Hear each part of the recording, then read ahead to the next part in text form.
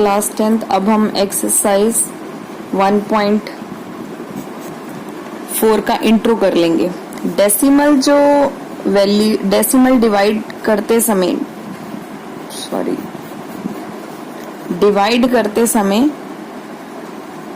Division में दो values निकलती हैं, एक तो टर्मिनेटिंग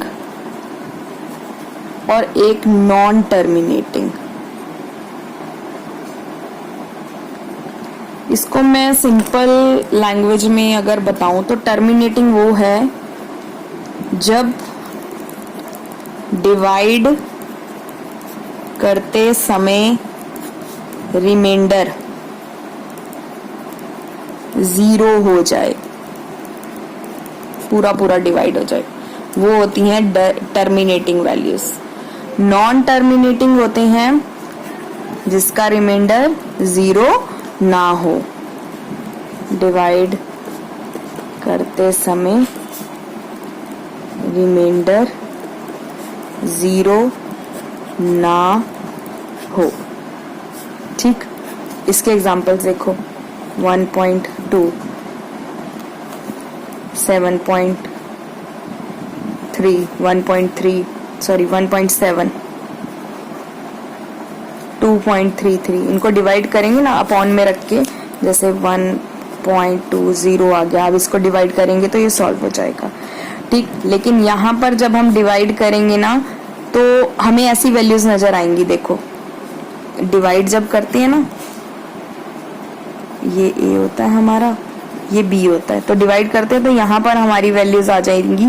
इसका मतलब नीचे हमारा या बार वाली वैल्यू आ जाएगी, 1.417111 बार आ गया। तो ये जो होते हैं ना, ये नॉन टर्मिनेटिंग डेसिमल्स होते हैं।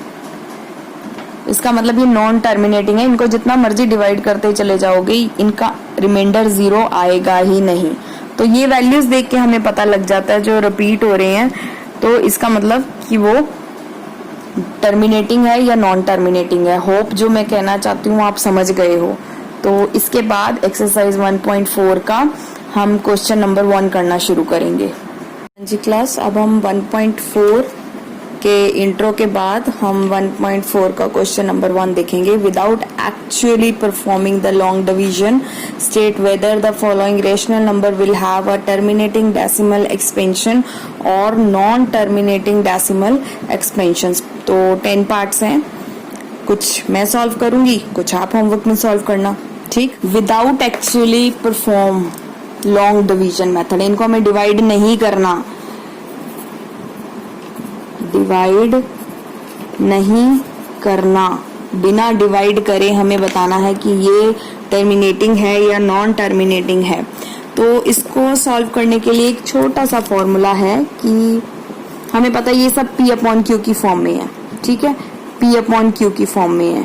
ठीक, अब ऊपर तो कुछ भी नंबर होगा, P होगा, लेकिन नीचे हमारे 2 की पावर n हो या 5 की पावर n हो या दोनों हो, 2 की पावर n और मल्टीप्लाई 5 की पावर n। ये एक चीज हो गई, ये 2 चीज हो गई, ये 3 चीज हो गई। इन तीनों चीजों में से अगर कोई तीसरा नंबर आ जाता है, 2 की जगह 3 आ जाता है, 5 की जगह 8 आ जाता है, तो वो नॉन टर्मिनेटिंग हो जाएगी। अगर 2 की n है, कुछ नहीं है, ऐसे है, 2 की n है, तो इसका मतलब ये टर्मिनेटिंग है। ठीक, अगर ऐसे है तो ये टर्मिनेटिंग है, और अगर ये दोनों नहीं है और खाली P अपॉन ऊपर कोई भी नंबर है और ऐसे है, तो इसका मतलब ये टर्मिनेटिंग है। तो तीनों तरीके से टर्मिनेटिंग शो हो सकता है, बट इनके अलावा अगर कोई और नंबर आ जाता है तो वो नॉन टर्मिनेटिंग शो करेगा। फर्स्ट एग्जांपल देखो, और नीचे वाले के हमें एलसीएम लेना पड़ेगा। जैसे 13 अपॉन 3125 है।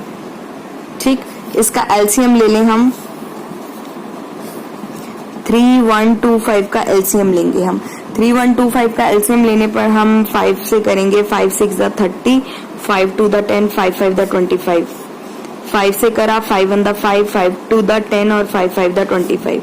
देन अगेन 5 से करा 5 2 द 10, 5 5 द 25। देन अगेन 5 से करा 5 3 द 5 5 द 25। देन अगेन 5 से करा 5 1 द 5। सारे 5 की वैल्यू आ रही है। इसका मतलब ये 1 2 3 4 5 13 अपॉन 5 की पावर 5। ऊपर पावर कुछ भी हो सकती है, n कुछ भी हो सकता है, n कुछ भी हो सकता है, उसका कोई फर्क नहीं है, n कुछ भी हो सकता है। ठीक, तो इसका मतलब ये टर्मिनेटिंग है। सेकंड पार्ट देख लेते हैं अब हम। 17 अपॉन 8, 8 का एलसीएम लेंगे।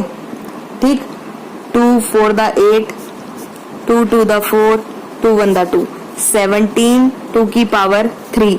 इसका मतलब ये टर्मिनेटिंग है। मैंने अभी आपको यही समझाया था कि ऊपर कुछ भी हो, ठीक, अगर खाली 2 की पावर n आ गई, इसमें अब जैसे 2 की पावर n आ गई, देखो इस वाले एग्जांपल में 2 की पावर n आई, इसका मतलब ये टर्मिनेटिंग है। फर्स्ट वाले पार्ट में 2 की अपॉन में 5 की पावर n आ गई थी, तो ये टर्मिनेटिंग है। अब अगर दोनों आ जाएंगे तो भी ये टर्मिनेटिंग होगी। तो थर्ड पार्ट अब देखते हैं। थर्ड पार्ट है 64 अपॉन 4 5 5। 4 5 5 का एलसीएम ले लेते हैं। 4 5 5 और पहले 5 से जाएगा ये, 5 9 द 45 और 5 1 द 5। देन ये 7 से जाएगा, 7 1 द 7, 7 3 द 21 और ये 13 से। अब देखो आप तीनों अलग अलग है, तीनों वैल्यूज डिफरेंट है। तो इसका मतलब इसको लिखेंगे तो पूरा पूरा हम 64 अपॉन 5 मल्टीप्लाई 7 मल्टीप्लाई 13 और देखते सार हम बोल देंगे ये नॉन टर्मिनेटिंग है।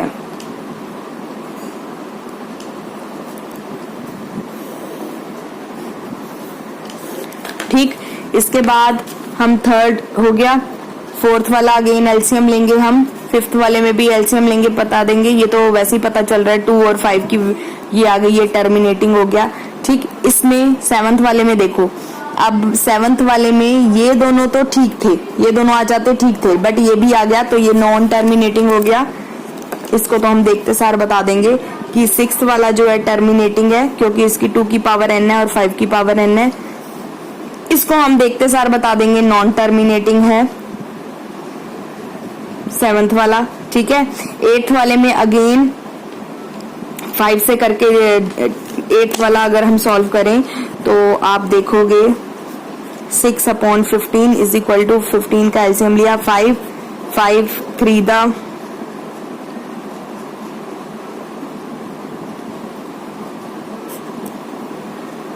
15 और 5 वन द 5। आप देखते सार बता दोगे कि ये नॉन टर्मिनेटिंग है। ठीक है,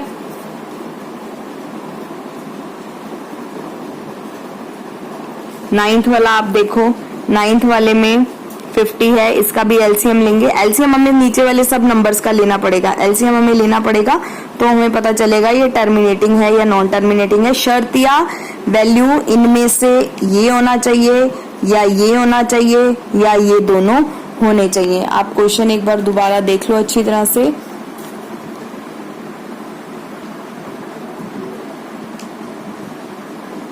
ठीक है, आप इसको क्वेश्चन को पूरा सॉल्व कर लेना। अब हाँ जी, क्लास 10th, अब हम 1.4 का क्वेश्चन नंबर 2 करेंगे। Write down the decimal expansion of those number rational numbers in equation 1 above which have terminating decimal expansions.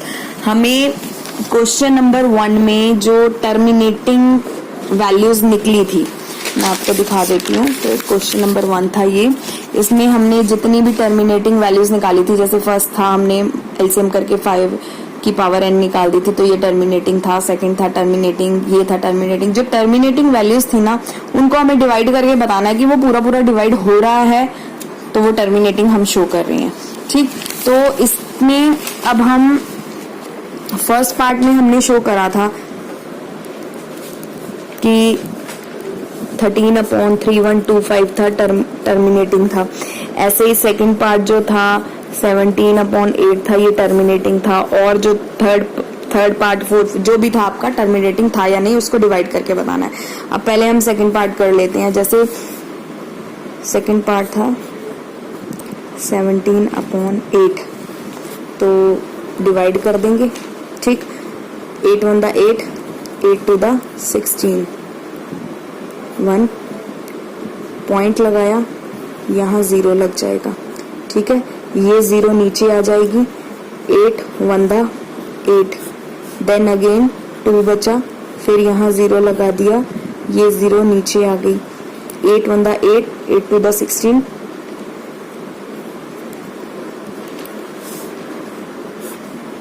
4, फिर यहाँ 0 लगाया, ठीक है, और ये वाली 0 अगेन यहाँ नीचे आ गई, ठीक है। तो 8 5 40, देखो ये टर्मिनेटिंग वैल्यू हमने शो करी थी, इसलिए हमारा रिमाइंडर जो है 0 हो गया। इस तरह से हमें क्वेश्चन नंबर 2 में ये प्रूफ करना है, write down the decimal expansion of those rational numbers in question 1 above which have terminating। सिर्फ टर्मिनेटिंग वैल्यूज को, जो क्वेश्चन नंबर 1 में टर्मिनेटिंग वैल्यूज निकालेंगे, उन्हीं को ही डिवाइड करके हमें बताना है कि वो टर्मिनेटिंग है, प्रूफ करना है। एक्चुअली डिवाइड एंड प्रूफ करना है हमें, डिवाइड एंड शो, हमें इसमें divide and show only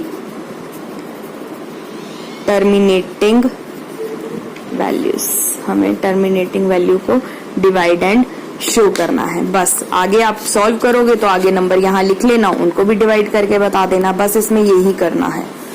question है कि जो फॉलोइंग रियल नंबर्स उन्होंने दे रखे हैं, ये रियल नंबर्स जो दे रखे हैं उन्होंने 3, ठीक है, इन सब में डेसिमल एक्सपेंशन है, having decimal expansion as given below, नीचे दिए गए नंबरों में डेसिमल एक्सपेंशन हैं।